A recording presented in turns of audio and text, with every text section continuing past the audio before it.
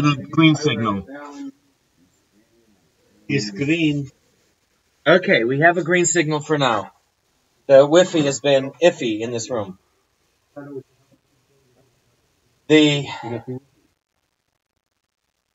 Yeah. So anyways, we're trying it again. One of the problems, see now it's yellow, now it's orange. Yellow. One of the problems that we had was the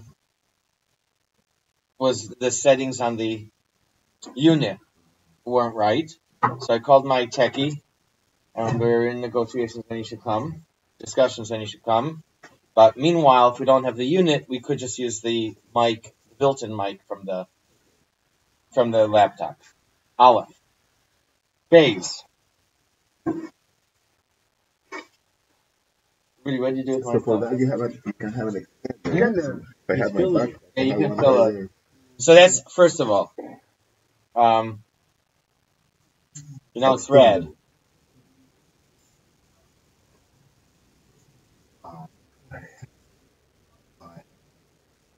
And it put it in here. Maybe. You got to plug in where the. Okay, first you hear the mixer, then you come back to this room. That's where you.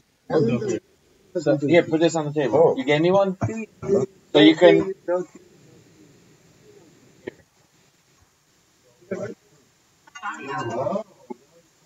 it's not. That works. It's worth it.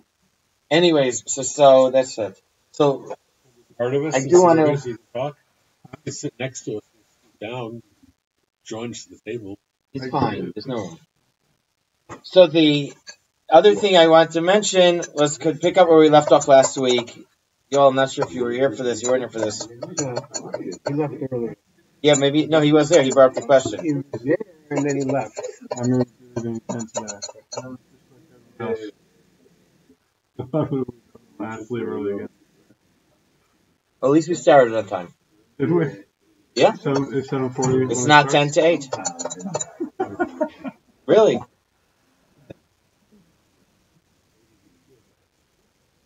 I forgot about my spiel. I'm waiting for the boys.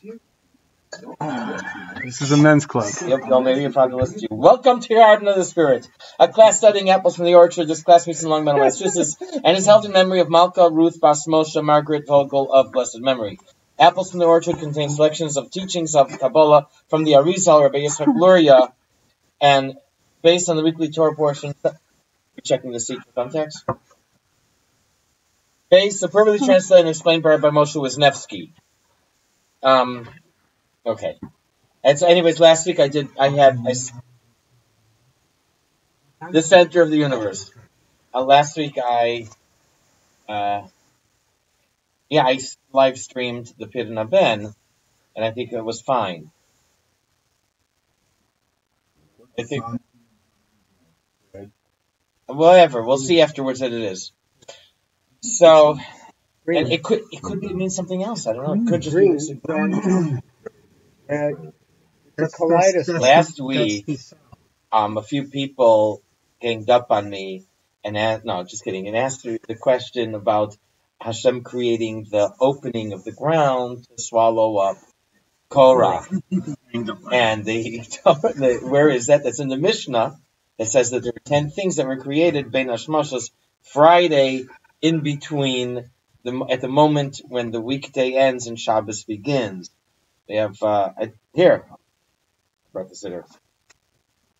We have chapter 5 in Pirkei Avos, and they are the opening of the earth to swallow Korach, the mouth of the well that gave water in the wilderness. That knew someone would say it. The mouth of the donkey, the rainbow, man. What's man? Man falls every day from heaven. Meals ready to eat.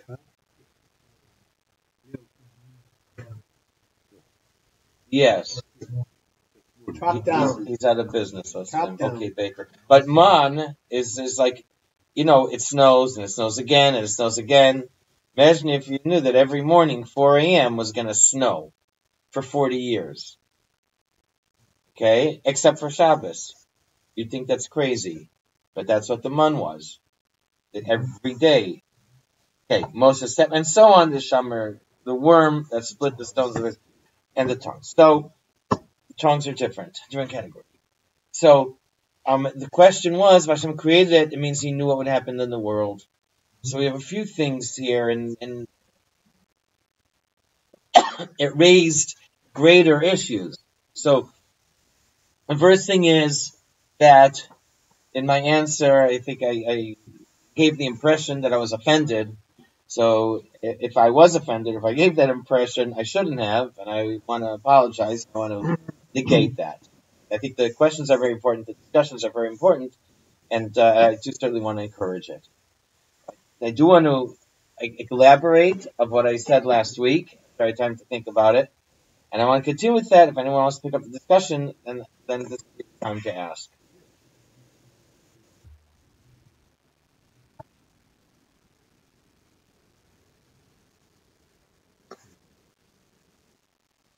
Yeah. Yes. And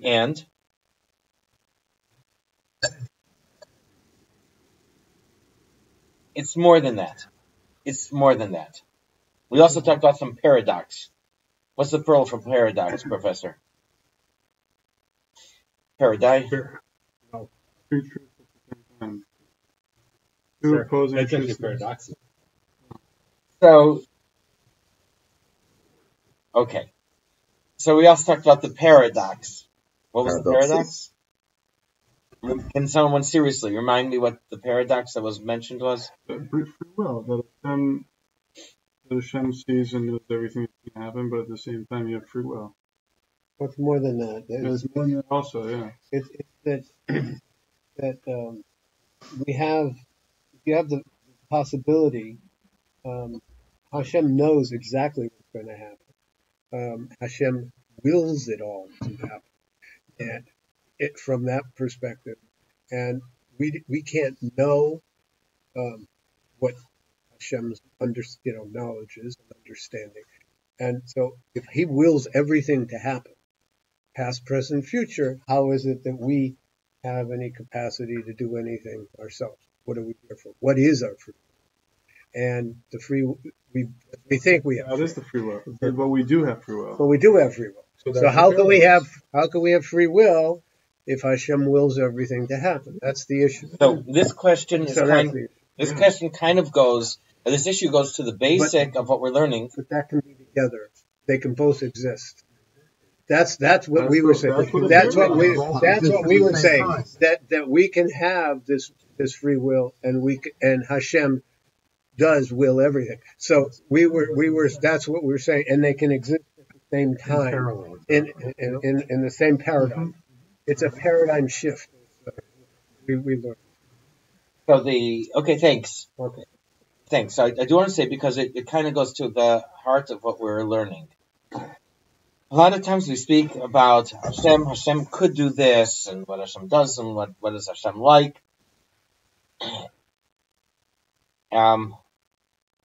We think in that sense, we think in very basic terms. Everything that we're learning here teaches us the process of how Hashem created the world. I want to apologize if I'm repeating what I said last week. What was at rush was at the end.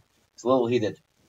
But that what we're learning here, and with all the four stages, and Atzilus, and Chachma, or Bina, and so on,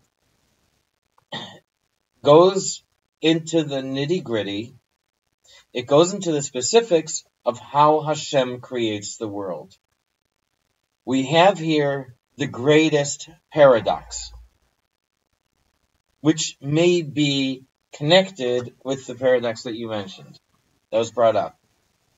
The greatest paradox is, how do you create people to have free will? How is it possible for an infinite God, and yet there should be a finite world? The greatest paradox is, how do you have finite and infinite coexist? How can a finite world Why not?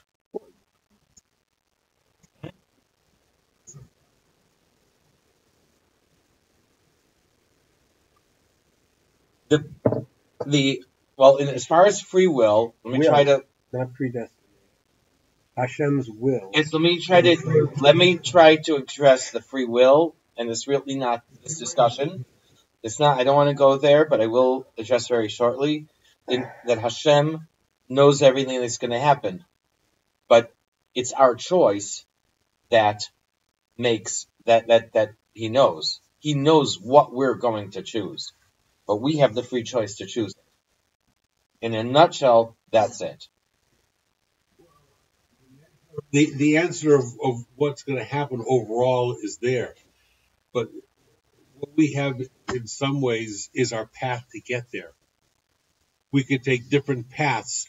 Our ending will be the same, but we have a choice of taking a different path at a certain time, and we may go a different direction, and it'll wind up the same spot, but we have a choice of getting there a certain way. The will is that we should have free choice.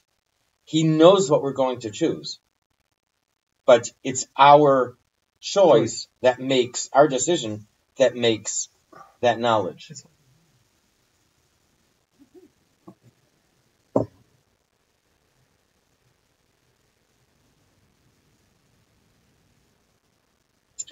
We go back. We started with a video game 8 years ago.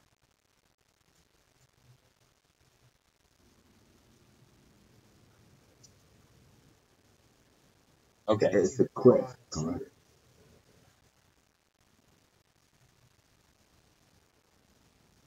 You know, from Easter egg. Quest. Talk about those. Last video game I played It feels like there's a lot of conflicting. What? It feels like there's a lot of conflicting rabbinical literature or writings on this. On what? I don't know what we're talking about. So the Rambam is very, but he explains it. But then he says there's some things that are beyond that we can't explain. But he does explain. I'm not talking about the existence of free choice, because if there's no free choice has to exist, because then there's no justification for punishment or reward.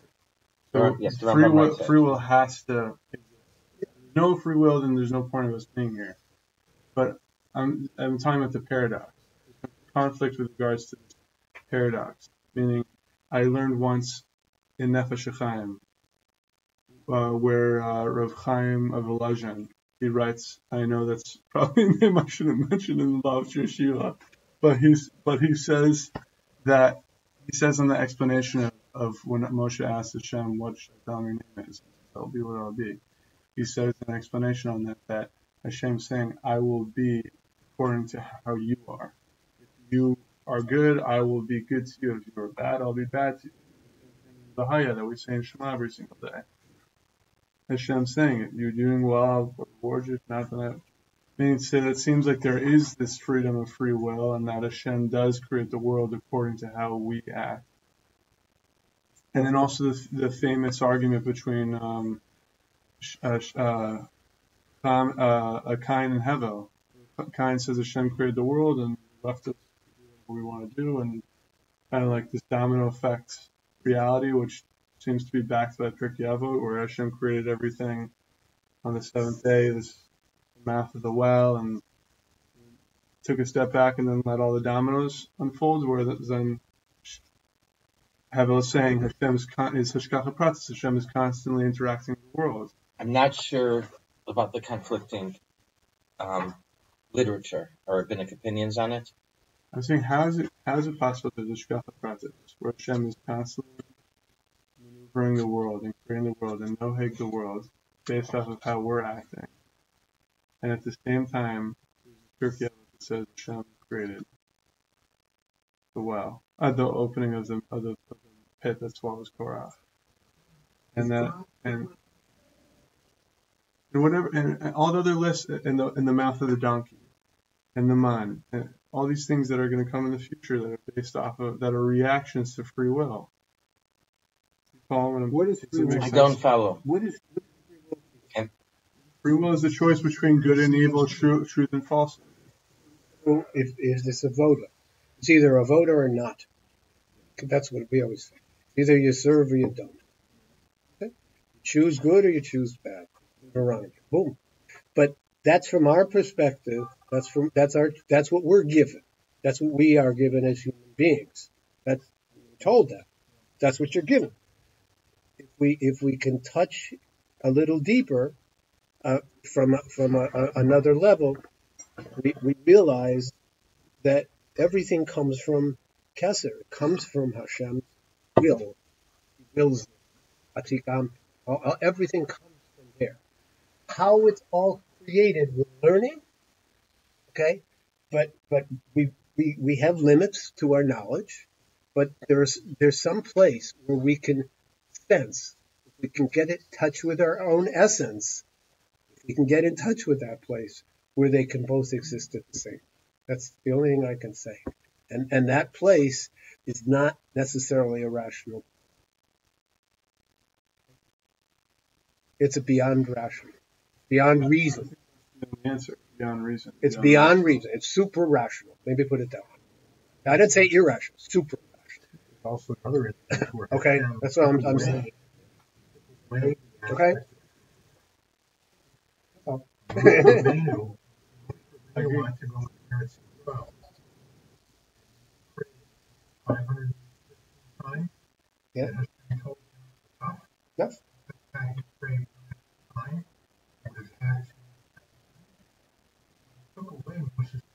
How did he take away Moshe's free? He told him enough. Yeah, but Moshe could have kept on going. Yeah, that's free will. Moshe could have said, "Okay, I'm going to stop." Or he said, "I don't care what you say. I'm going to." That's not free will. What you're saying is not free will, Rudy. I don't think that's. I don't. Free will means I can do what I want. Yeah, and That's I don't. free. I don't have. There is another time he took away the free will. For Paro also. Right, but he could have. But free will means I can choose not to listen. He could choose not to listen. With Paro, he took away the free will. But I didn't understand your question in the beginning. I don't always follow these deep things, these subtle things.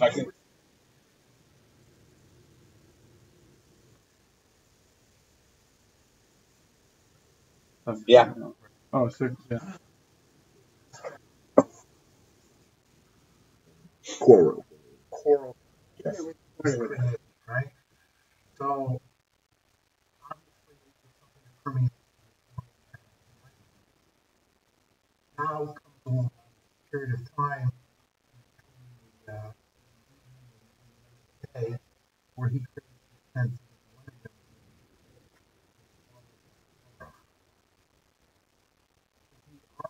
He already prepared. Okay, and is that your question? Very concisely. Yeah.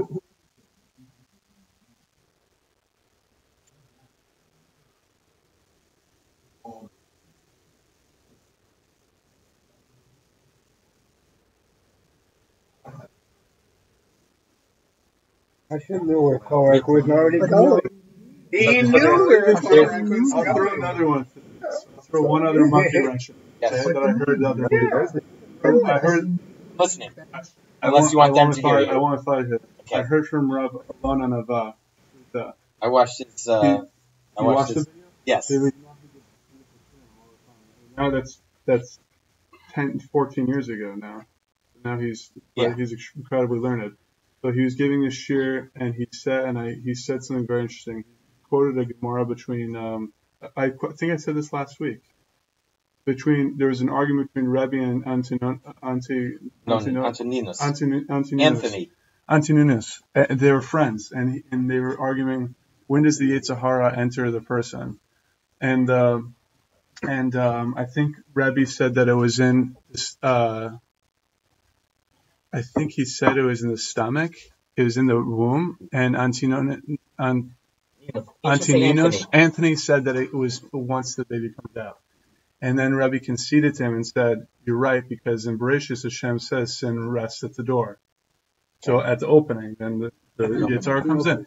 So then, why did he bring up the story? He brought this story in connection to Midrash on Rivka with Yaakov and Esav when she's pregnant with Yaakov and Esav. Every time she goes to the Beit Midrash, Yaakov makes noise. Every time she goes to the Avodah Zarah, Esav makes noise. Meaning to say that their inclinations and their who they were going to be was already predestined. So go ahead. So the question is. So here's the thing. From what I'm hearing, Esav was Esav from the get-go. From what Yaakov was Yaakov from what I'm hearing. Can't Esav at the end become righteous? Isn't that what we're working towards? Isn't that ultimately what we're up to be doing? On a higher level than Yaakov, yeah. It was told. And you know, of course he can. From what I'm hearing, thank you, Jim. From what I'm hearing, this is what I'm picking up. And we kind of went, I think we moved away a little bit from the original question into free will. But the Rambam writes that he presents it this way. Hashem said that the Jewish people will go, tells Abraham, that your descendants will be in a land that doesn't belong to them, they will be enslaved and persecuted there. So he says, so you see that it was predestined for the Egyptians. What his answer is, to enslave the people, his answer is that it was predestined for Egypt collectively, but not individually. Each individual Egyptian had that choice to take part or not. And what they were punished for was their individual choices.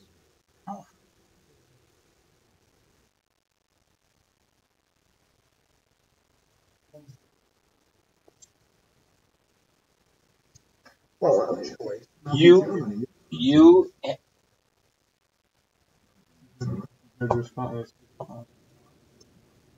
there was in your mind. Dietrich Bonhoeffer. That was Dietrich Bonhoeffer. In German. The individuals had choices. And I'm not saying they need to leave, but they had the choice whether to enslave a Jew or not, or to treat them, or how to treat them individually. I was just following that person. That's one thing. Thank you. So that is what Hashem says. That's what the Rambam says. Excuse me. Is that it was a vague, was a general statement that they're going to be enslaved. If you think about it, they also didn't say that it's going to be by Egypt, but okay. So that's one way to look at it, to understand that what appears to be destined or predestined may not mean that each person is involved. That each person is obligated by this. In Tanya, the Alter Rebbe talks about a person who Hashem decides that he is going to endure a certain hardship, a certain punishment. So somebody else comes along and hits him. And so Hashem, you wanted that he should get hit, so I didn't do it. It was your decision. So the answer is yes. Hashem determines that this person should endure this hardship. But you volunteered for it.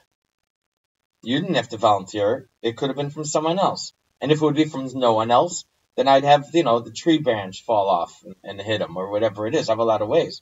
But you undertook this on your own. So in a number of places, we find that Nebuchadnezzar, saying that, that's better sound in English, that number of places we find is referred to as the servant of Hashem, because he's doing Hashem's bidding to bring punishment on the Jewish people. However, he was punished for it, because he volunteered for the job. If he wouldn't have stepped forward to invade Israel and to destroy the Beis Hamikdash and twice to bring back captives, then Hashem would have found someone else. Someone else would have stepped forward. And if no one would step forward, there would have been the Woolsey fire. It's not splitting hairs. This is how it is. Everything we do here is splitting hairs, Rudy. Okay. I'm trying to work Now, on your finite. what the big paradox is the finite. Hashem needs to create a world. I'm working. Okay, this is the real thing. This is where I really wanted to go to.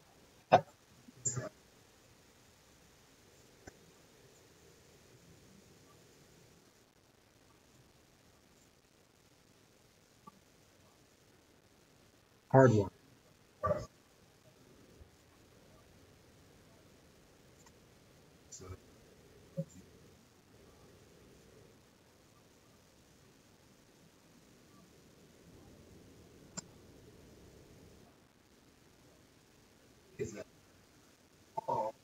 Sorry.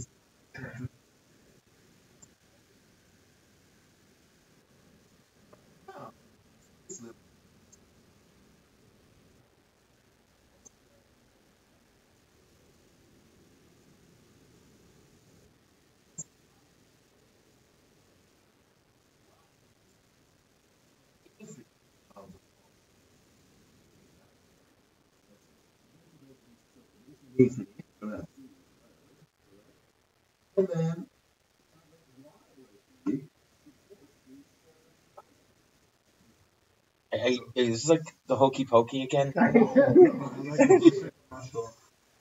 Good mushroom. The Chavetz Chaim would love it. It's good. But the Chavetz Chaim has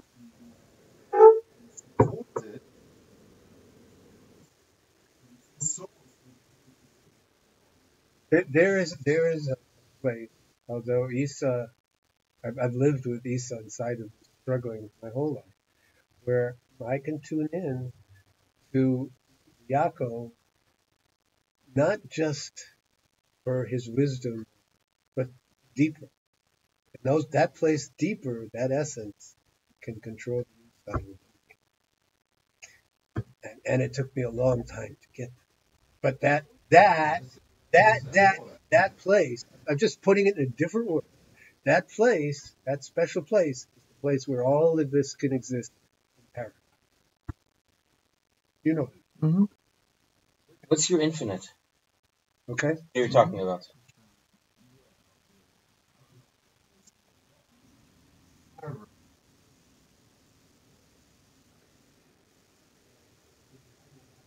That's everywhere.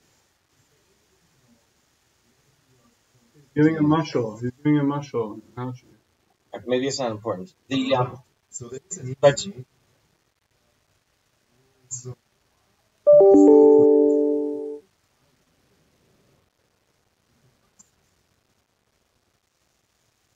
the I like that. the point here is that thanks. I'm thinking about that.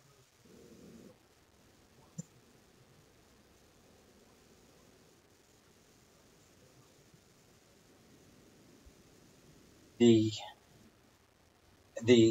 in the beginning there's only Hashem. In the beginning there's only Hashem. Hashem decide there's no such thing. Obviously, there's no planets and nothing like that. But there's not even a space to put space, right? Empty space doesn't exist. And in order to create the world, Hashem needs to create something. There's no such thing as just boom. It has to come from somewhere. And so what we're learning here is how Hashem takes from his light. Chassidus explains the sun that shines. Sun's there, it's burning. We're 93 million miles away, but the light reaches us and farther. Or the Hebrew word or is related to the word aura. As if every person has an aura, as if there's some aura from Hashem, so to speak, not literally. And from this, they take material to make a world. If you think about it, everything in the world comes from something, right? The metal cabinet, they start off with metal. The wood from the tree, and so on and so forth. Every single thing that we have is made from something else. For Hashem didn't have that something else. And therefore, from this aura came the change that we have in order to eventually create a world. The paradox is that as many changes that would take place, being that Hashem is infinite, as many changes that would take place, we would never have finite. You can't make that leap from infinite into finite. Yes, but that is the biggest paradox. How, and related to that, maybe a different paradox, maybe the same thing in other words, is how can you create from Hashem, but create beings that will not feel Hashem at all? That will not feel godliness. What? So this is the big paradox. How can we get there so that we do not feel Hashem's existence?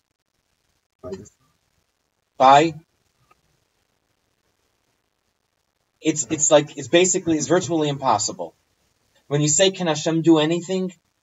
This is the huge step, is to create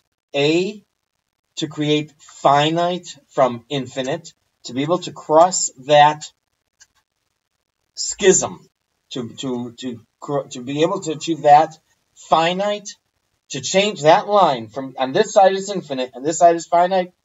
That is the paradox. That's the impossible that Hashem was able to do. And the second thing is to create creatures, entities that do not feel Hashem and therefore have total free choice. Because if we saw the godliness, even a minute amount, a fraction, but if we saw or felt that, we wouldn't have free choice. We would right away see the good. We'd see the godliness. We'd see the good. There would be no free choice. Or we would serve. We what? Serve. That's why I keep going back to serve or not. If we see godliness and we get a glimpse of godliness, maybe that teaches us to serve or not. So if you take your poses and you extend it further,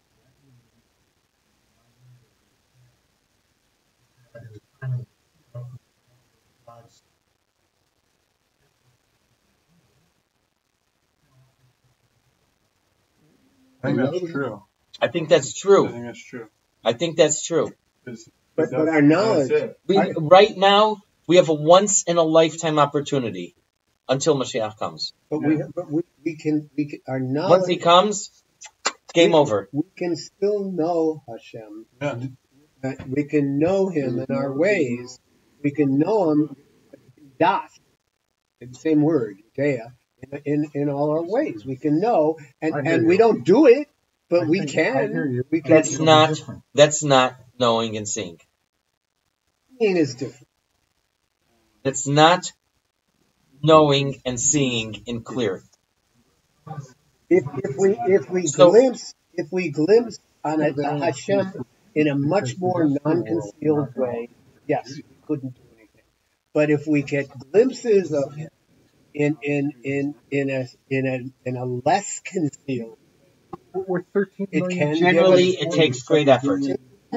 But the way if someone has an atheistic theory, a theory about atheism, okay, they don't laugh him out of town. It's they listen to him, they take him seriously. Okay, how could they take him seriously? If godliness would be clear, then he would be laughed out of town. The fact that he isn't means that the godliness is not apparent. No, it's concealed. It's concealed. I agree it's concealed. Okay, I'm sorry. I agree it's concealed, but it doesn't mean that you don't get moments in prayer, in study, in doing a mitzvah, in various good deeds, in dealing with an extreme conflict in from your essence, where you get a glimpse of it at not so concealed. Maybe. All right. And I'm going to make this point. You're a lawyer? Yeah. Okay? You know there's such thing as evidence? Yeah. You see something with your eyes. Yeah. Okay? If you see it or the judge sees it, you're not going to convince him otherwise. The judge sees something, he knows 100% that that's true. Right. Hearing something, and it could be from the greatest witness, hearing something or seeing some sort of, other type of evidence or circumstantial evidence, it's going away from degrees. But when he sees something, that's it. Okay? He is 100% convinced that that's the way it is. What we have is we're getting like circumstantial evidence that Hashem exists. Even whatever you feel, unless you're like Alon Anava, and you had a death experience, not a body experience, and he saw it, that's, perhaps that's seeing. But for everyone else, we do not have that 100% as that you actually see something and therefore know it to be true. Except.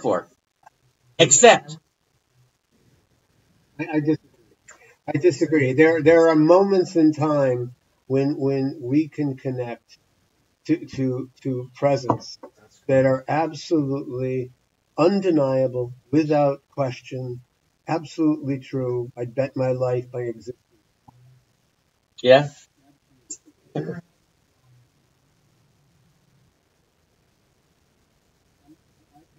had some. Let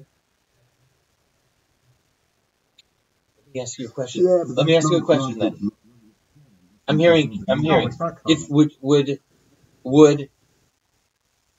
someone else in your shoes, who was there with you, who said they absolutely do not believe in God, would it be an absolute that they would be a believer? Absolutely. Or would they explain it away? Absolutely. Would they be able to explain it? They want to could not explain it. Yeah. Okay. Absolutely. And a few things that I can get to. And sometimes, really, yes. Okay. Okay, fine. That's all. That's fine. But I will.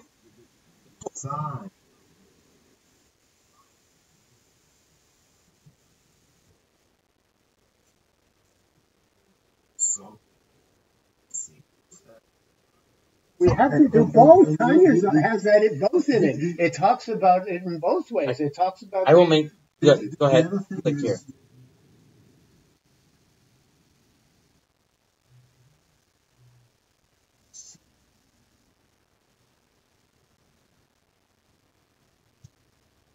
I think I'm not making myself clear. I'd love to hear this. I'd like to hear your experiences. No question. And maybe it is. It's not. It's a little bit besides the point. It's a little besides the point. My question is this: to have something that is irrefutable, without a doubt, that brings this message there, that there's absolutely no question that a God exists, as if you've seen something. The reason I say see it, because when you see it, I saw it happen. I'm not talking about sawing the woman in half. Ah, yes, that was the one. That was the exception. A prophecy. Or, that is what was special about getting the Torah. When we stood at Mount Sinai, every single person heard God speak. And that is the great revelation. And that's why at that time, everybody believed without question.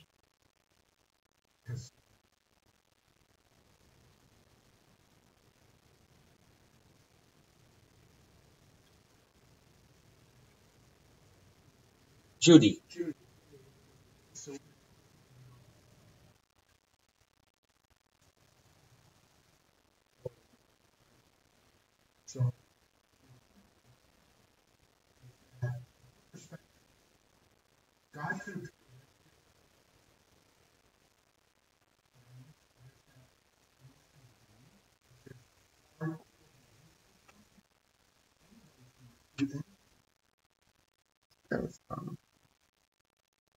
And that was her.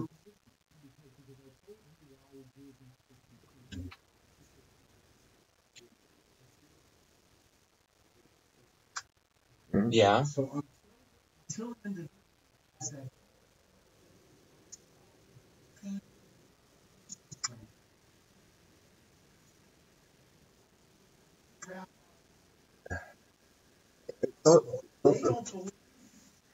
it's humility as well. I'm not following your point.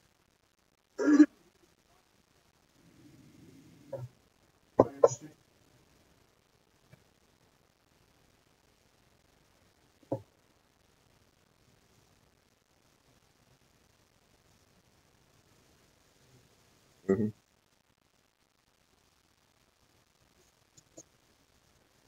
Who says so? You're strengthening my argument. So if everything was revealed, then we wouldn't be seeking for anything. So the game would not happen. All right.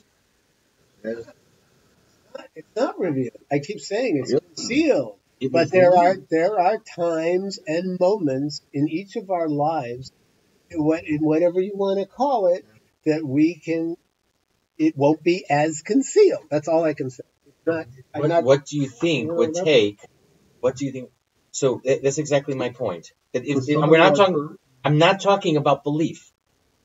I'm talking about just seeing that it's there, knowing it's there because it's obvious. In any way that it's obvious, but knowing that it's there because it's obvious. Okay? Right now we're in the library. This is obvious. If I told you we're in a pub, okay, you tell me I'm crazy. It's obvious here that we're in a library. You can see it. Okay? It's obvious we have 5 people sitting here. I'm talking about seeing something. What? How many do you count this?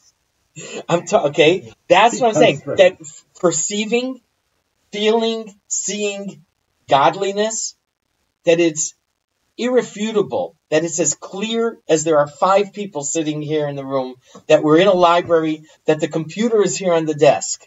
Okay? If I told you that there is a baseball bat on the desk.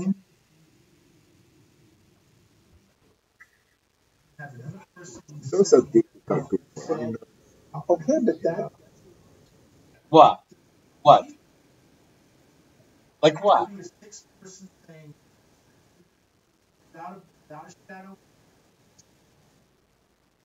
Yeah. Yeah.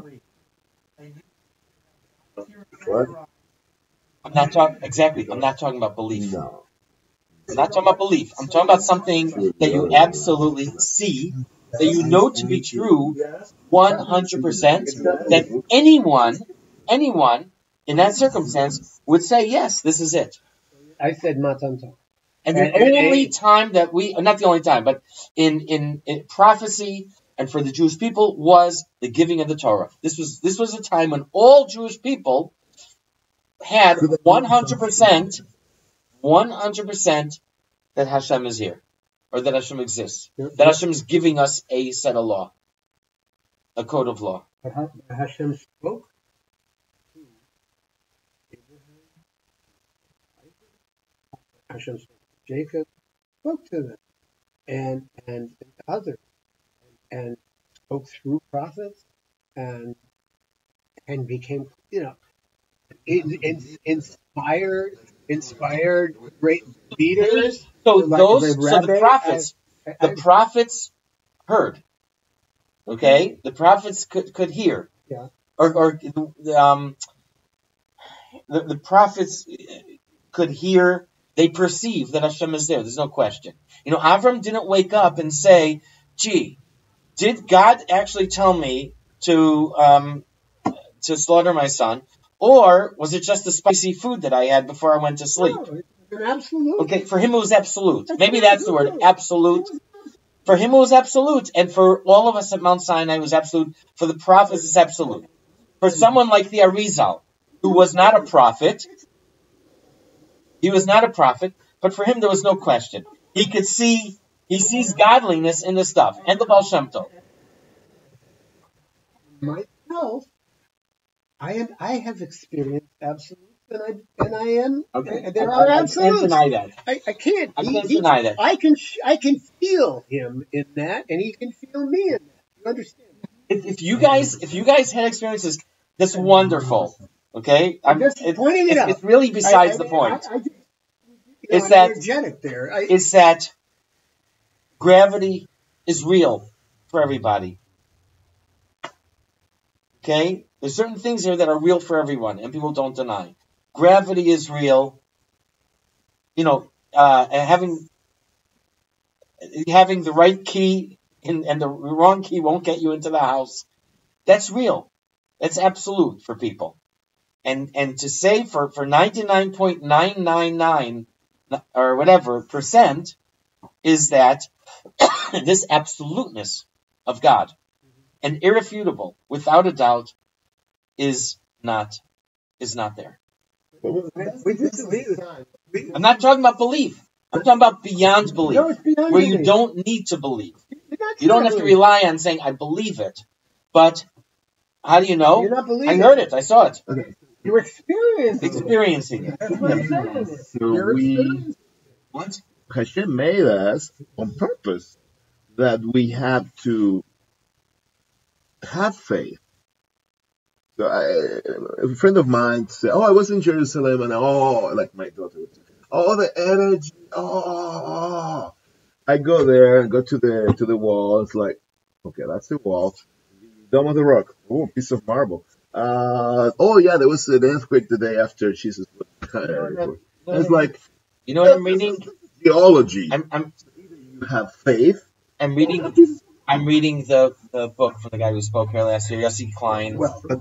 Yossi Klein, and he's saying the soldiers came in there to Jerusalem. You know that famous picture, that iconic picture. Okay, there were soldiers who came and said, "Why are we? I'm not here fighting for a wall of stone." The soldiers. No, they didn't. Yes, but other soldiers there felt zero. And I have a picture where you've got the famous picture where there are a group of them where they did feel it. You could feel that in them. So here's the point. My point is, if one person feels it and the other one doesn't, that's not absolute, and that's not irrefutable evidence. But you're missing my point. You're missing my point. I'm saying something. No one's going to stand there and say that there is no wall of stone here. Everybody, the believers and the non-believers, or call them whatever you want, acknowledges that there is a wall of stone. But while maybe 8 out of 10, and what actually I'm going to say 3 groups there are the ones who are religiously inspired and who were overwhelmed with emotion. There are others who had never been religious in their lives and are standing there and are overwhelmed with religious feelings. And there's another group there that are, why do you guys stop? It's a wall of stones, and I'm not here fighting for a wall of stones. Yeah, they go over there and they say, yeah. I would, but I'm talking about if people are there, and they deny any spiritual aspect to the wall, then that exactly proves my point. That's not absolute or absolute proof or whatever you call it. It's something that can be denied. Then that is not. That means that godliness is hidden. And the fact that one person feels it, doesn't mean anything because someone else doesn't feel it. That's the whole point of the end of days and Mashiach coming, when we're all feeling it, like Isaiah says. But so going back is that Hashem created a world where godliness is not apparent. Where godliness is not apparent. Yeah. I mean apparent. I mean an absolute fact. Says we will see and like the sea. We will see Hashem everywhere like Yes, the sea. yes, That's what it says. yes. When Mashiach comes, Yeah. but in our Today. world, if one person feels it and sees it 100%, and the other one can deny it, then that's not absolute enough.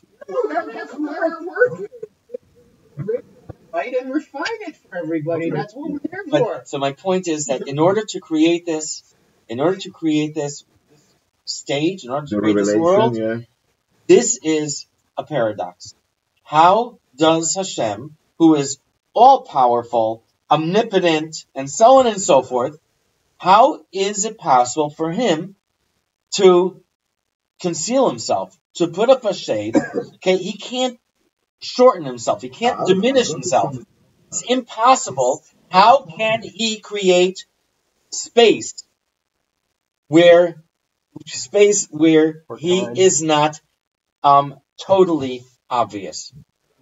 That is a paradox. Well, maybe Very quiet, Alan. maybe you're looking at You must be tired. in time, and you have normal time where your clock's ticking. And then we have our class time, and it's an hour that's gone by. Maybe that gives you a sense. That gives you a sense where the limitation that you usually have is not there. I'm not talking about sense. I'm not talking about a belief. I'm not talking about this. I'm talking about something that is absolutely irrefutable, like the pile of stones, this wall of stones that we're here, that's next to us, the kotel, and the soldiers who came there in the 6-Day War, and and we get goosebumps talking about it, and their soldiers, their buddies just died. It's totally emotional, and they're looking at it and saying, "It's a wall of stones." Like I fought, and I'm quoting from the book, but I'm not talking about feeling. I'm talking about something that is absolute. Right. That's not enough. That's not enough. I'm talking about something that is absolutely irrefutable. We all agree. For everybody. No. Yes, for everybody. For everybody. And that does not exist. That degree of revelation, of godliness in the world does not exist. Because we're So that is the paradox, how Hashem could create that. Okay? And that is what we're learning here, is the process. Everything. Let me. What? Hold on. what are we going to do? Omnipotent, whatever. And Trump cannot do it. Because you cannot go from finite to infinite, but you can go to infinite to finite. So for me, it doesn't seem like big deal. That's how we design it. That's how the process is. That's what it's done. That's how the process happened. 4 worlds, blah, blah, blah. The light was diminished from each of the worlds. Now we have this physical. For better, for worse. Now, without this process, it is a paradox. That you can believe. Trust me. The process, correct? No, they more than that. It is, as this explains, it is a paradox. Basically it's impossible, and this is what Hashem created. This is the big. Something from nothing is hard to explain, correct? But something from something infinite sounds mighty easy. It doesn't. It all I want to get back to you. all What, depends.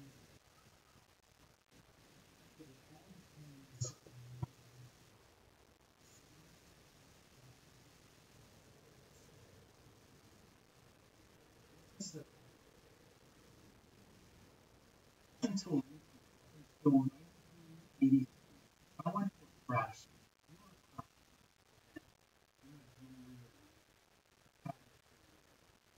I came to Rabbi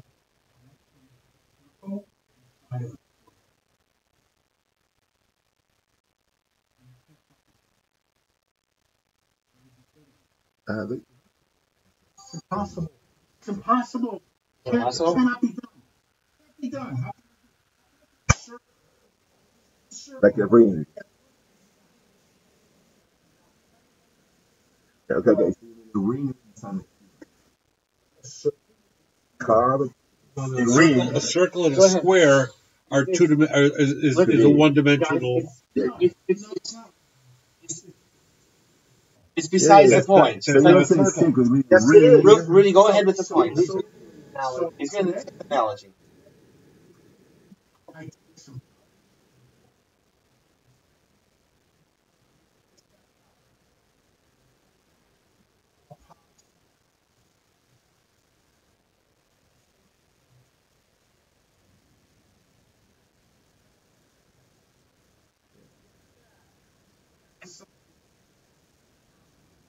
What do you know?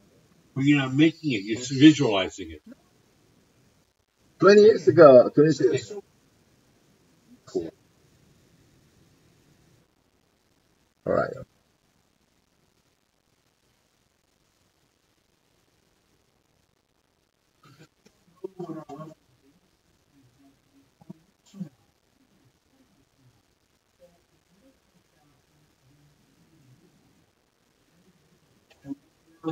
The spiritual level, a spiritual level, development. etc., etc. Difficulty, and I can speak for myself.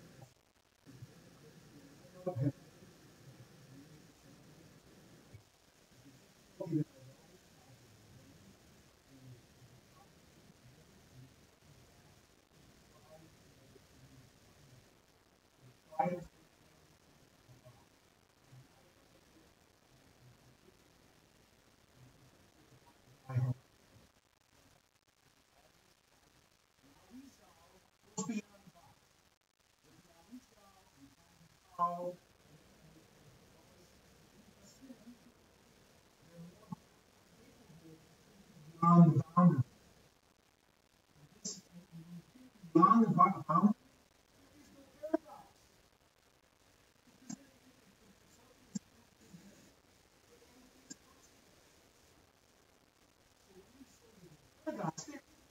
I feel sick.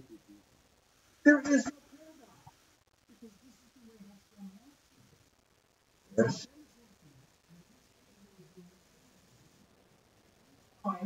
Next one. in his Including something finite. Correct. yeah, That cannot absolutely see the correct. maker.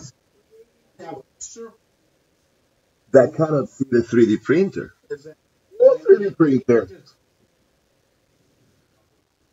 The, Saying that it's bound, Hashem in, beyond it, in, beyond it. so what we talk about in Chassid, I'm trying to understand what the points are, where you're coming from. I'm not,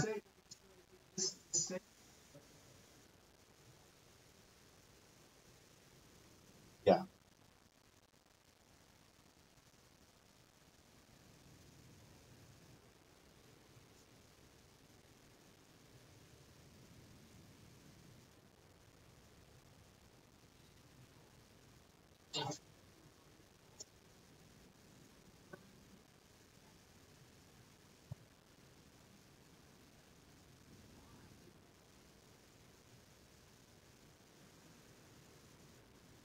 So here's the thing. In Chassidus, it explains that indeed what we usually refer to as infinite, that finite is impossible. In order to get there, you need to get higher up, closer to Hashem, in order to have that. The I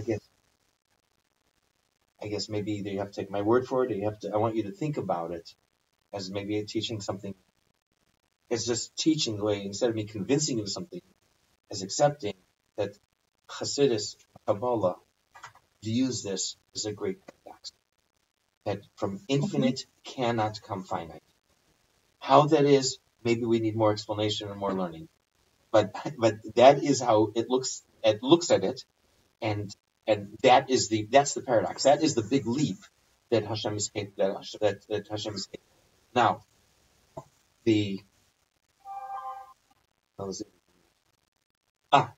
when we say Hashem, and this is the thing about that. We wanted to explain first how to think, how to understand it.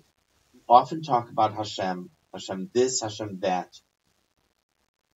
I just came across something new. We talk about the hand of Hashem.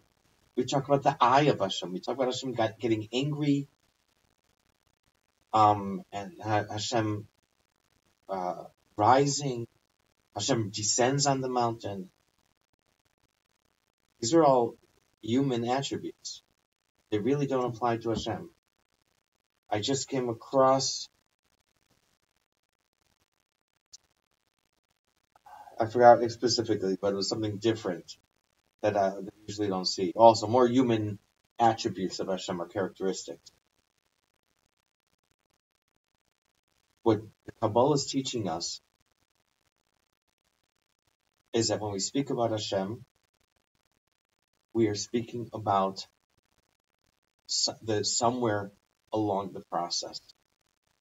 While the actual essence, the core, is deepest, way up there, and we rarely refer to the core, to Hashem Himself, the essence of Hashem. The words of Hasidus or Kabbalah, they call it Atzmos Umohus, and I guess the best way to describe it would be to the essence. But all other times we're talking about characteristics of Hashem. Any name we give Him is somewhere after the core, somewhere after the essence is the light that emanates, or the energy that emanates, somewhere along that continuum between the essence and the finished product. In general, we divide it into two. There is the before the Tzimtzum, and then after the Tzimtzum. No, not time-wise. Space-wise, place-wise, or level-wise. Before Tzimtzum and higher Tzimtzum, we use the expression infinite and the infinite light. Or Ein Sof. And there are, we start getting into subtle differences and looking at between the different, even though it's infinite, there are different degrees. And we even talk about differences within the infinite. After Tzimtzum, I have seen in some places we refer to it as Ein Sof infinite, but generally speaking, already we don't. And we call it Atzilus, we call it the Chesed, Chachma, Bina, we call it Keser. We have different names for it. We refer to this as God. We refer to it as Hashem. We call it Elokim. We call it Yud Kei Vav Kei. We have names. But they all refer to different stages of the godliness. With the different stages of the godliness. And here we sit around, we talk, Hashem this, Hashem that, Hashem could do this, Hashem could do that. We are not talking about the essence. of course. Of course not. We're not talking about the essence. We're talking about the divine energy at this stage of the game. And the more we are touching these rays of the sun, the more we hit these rays, what I was saying, he was saying, sometimes this learning brings you closer to the sun. That's what that is 100%, and that wasn't my point. Okay. And right now I'm away from the free choice. I'm away from the free choice aspect. I'm into and I didn't say not. Okay, so when we are discussing different aspects, it's how Hashem is showing Himself, how He's appearing to us, so that we could say Hashem got angry, the hand of Hashem, or Hashem went. We could use some human characteristics, or we could say that chesed, kindness, or benevolence. We could say Yud Kei Vav Kei manifests in Tiferes, the blend of chesed and gvura. Or we can talk about chachma, the wisdom of Hashem. Yeah, that's called Hashem. That's already as the divine energy is manifest already in Atzilus, which for us is the highest level. Now we're smart, we learn this, we know that this is already within the creation process, there's Ein Sof before that. But for us, Those are the highest levels. Okay? When we talk about Hashem, that's what we're talking about, those levels. So there were a number of different, if I can come back now, a number of different issues that were brought up in the questions that were raised.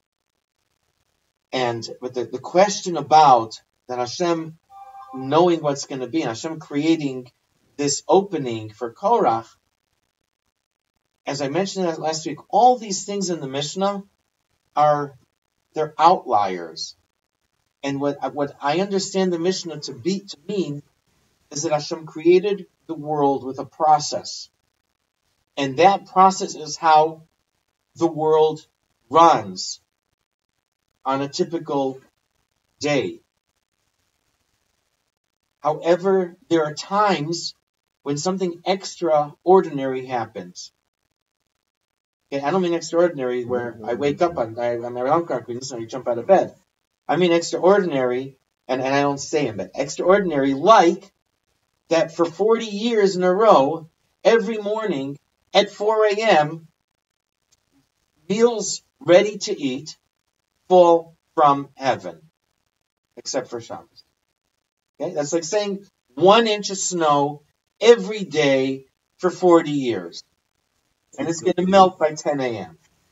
The mun melted. Something extraordinary, like the donkey opening its mouth. I know. Some of us here, you feel that I go to work every day and I hear donkey talk, right? But for the donkey to open his mouth and talk back to Bilam, okay, it's not typical. It's not something you see on an ordinary day. Something like what was the other one? The opening for Korach. That the ground should open up and swallow Korach. Okay? Where does this come from? Created 7 days of creation. When we speak about 7 days of creation, we're talking specifically about a constant. Sunday, Monday, Tuesday, Wednesday, Thursday, Friday, Shabbos. Sunday, Monday, Tuesday, Wednesday, Thursday, Friday, Shabbos. Okay, this is the orbit of the sun. This is the days of the week. This is called a constant in our davening. We refer the daily offering is called the Tamid. What does Tamid mean? Tamid means perpetual, constant, always. Because 1 in the morning, 1 in the afternoon, 1 in the morning, 1 in the afternoon. It's either continual or continuous. Sometimes this, sometimes that. There was a famous Gemara, Medrash, I don't know it, but they asked, what is the most difficult verse in Torah? And there's three answers. One was something I don't know. 2, the third one was the lamb in the morning, lamb in the afternoon. Difficult? Yes. Doing something consistently, day after day, without stopping, without ever breaking, that is difficult. So the sun represents continuous or consistent. The 7 days of the week, consistent. Creation is consistent. This is how the world works. What goes up must go down. What did Apple close at today? Come on. 176. Apple closed at 176. Okay, peaked at 215, I think. Okay, yeah. Okay, what goes up must go down. Must come down. Who's saying that? Guys, anyone? Huh? Who sang the song? What goes up must go down. So no, you don't know who. This is constant. This is creation, and this is what we're learning here is the process and how everything in the world relates and connects and Korach over here and everything else we learn is everything about this process. Suddenly, it rains man for every morning for 40 years. Suddenly, the ground opens up. Where does this come from? This is what the Mishnah is teaching us. The Mishnah says that this stuff had to be put into the world. Not just that, okay, Hashem knows now that he's going to screw up, that Korach is going to mess up, and we're going to need the ground to open. It's more than that. So Hashem created the world for eventuality. Yes, Hashem knows what's going to happen, but he created the world for eventuality, for anything that's going to happen. And therefore, Hashem needs a bypass. What is it? The Mishnah says this bypass was created in a time that is between day and night. Okay, he created it. It's not following. It's not nishtah. What does that mean? Not a rooster, not a hen, not a rabbit, right? Not nishtahin, nishtaher. Not a rooster, not a rabbit. Okay, it means neither here nor there. That it's in between. It doesn't fit in anywhere. It doesn't fit in for the first day, second day, or the sixth day. But Hashem needs to have this bypass so that he triggers. He's able to switch, to change the natural order of the world. It's something I've spoken about on other occasions, about the natural order. And Hashem needs to bypass that. This is what it means that he created these 10 things, Ben Hashemashas, between the 6th day and the 7th day. Okay? And especially connecting that with what we're learning here, because everything we're learning here is about the natural order, how the natural order works, and what's important for us to know is that when we speak about Hashem, what Hashem can't do, what Hashem doesn't do, what Hashem does, and how Hashem appears, and there's Chesed and Gvura, and Hashem is, that's all Hashem, the divine energy, as it manifests at different stages within Hashem. So it's when you say, well, Hashem this, Hashem that, in a way, it's an immature perspective.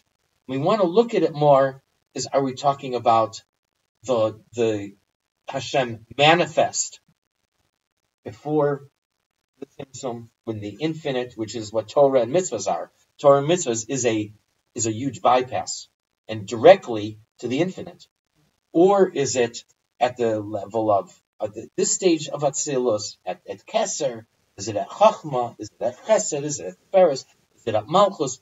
Which manifestation of the divine energy of Hashem is being displayed in whatever it is that we're learning? And it's a very different perspective. I hope this addresses. I listened because I want to understand where you're coming from more. But this is, I think, the message I really want to convey and to have an understanding of what it is that we're learning. We're learning the process, the creation process, and the natural order that Hashem installed into the world. If there is a bypass, where does it come from? The mitzvahs that we have, it comes from a miracle. Does a miracle come from this stage? Does it come from that stage? Angels are angels at this stage, and there are angels at that stage. And up to what stage does the prophet see? The Tanya, we learned that the Chacham, a wise man like the Arizal, the Baal Shem Tov, they were not prophets. They didn't see. Prophets? I don't remember. I don't remember. But I think only Moshe reached that. But the wise, the Arizal, they were able to figure out higher, but they didn't see it like the prophet sees it. But what they could understand was higher than what the prophets could see, but they didn't see it. They're only understanding. An example that I give, that people came at different times to the Lubavitcher Rebbe with discussions about things going on in Yerushalayim, and he was able to have the discussion exactly by street, by bus line, which we knew which bus lines run on which streets, and exactly more than people who are there. Okay, and so what a prophet, I'm not a prophet, a great scholar can and like the Arizal even can understand certain things or can have feelings. Arizal walked around the north And he was the one who pointed out, he was only there for a few years, but he pointed out all the graves. Any grave that's painted blue, like a tourist attraction, any grave that's painted blue in the north of Israel, it's because Arizal came and said, so-and-so is buried here, so-and-so is buried here. People didn't know. I don't know all of them or many of them. Okay? However, but okay, I think we better stop here. If anyone has questions, has issues you want to bring up, or about what I said.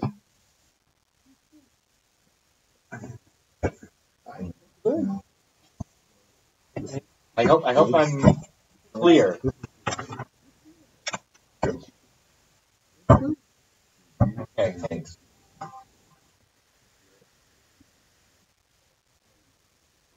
We say it's shown down. Okay.